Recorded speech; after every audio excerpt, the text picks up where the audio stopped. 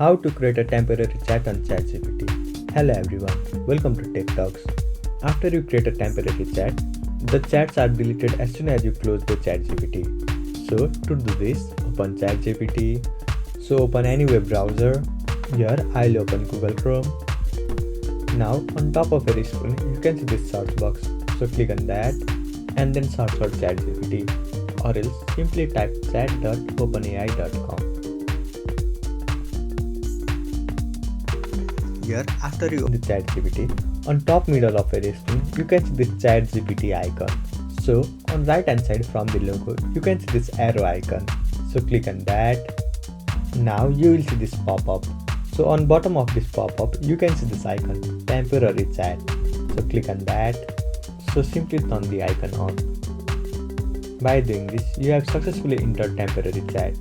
You can make any conversation here. This chat won't appear on the ChatGPT screen. So enjoy chatting with ChatGPT. I hope you found this video helpful. Thank you for watching. Follow us for more helpful tutorials.